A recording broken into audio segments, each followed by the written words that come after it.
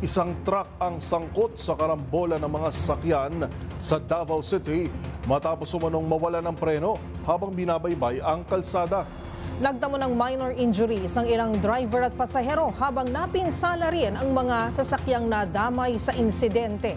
Ang mga pangyayari tinutukan ni June Suter.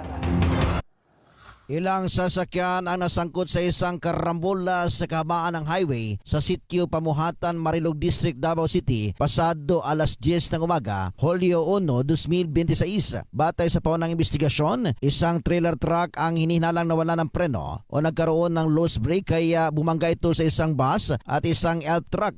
Dahil sa lakas ng impact, nadamay pa ang isang jeepney sa insidente. Ilang pasahero at mga driver ang nagtamo ng minor na pinsala at agad na binigyan ng paunang lunas ng mga emergency responders bago dinala sa pinakamalapit na pagabutan. Sinabi ng trailer truck driver na si Giovanni Estorpe na pansinan niyang hindi na kumakagat ang preno habang papalapit pa lamang sa lugar ng insidente. Ayon sa kanya, ginawa niya ang lahat upang makontrol ang sasakyan at maiwasan ang banggaan, ngunit hindi na niya ito napigilan. Patuloy naman ang isinasagawang investigasyon ng mga otoridad upang matukoy ang insaktong sanhi ng karambula at kung may pananagutang dapat harapin kaugnay ng insidente. Ito si June Suter para sa DZRH. Una sa Pilipinas, una sa Pilipino.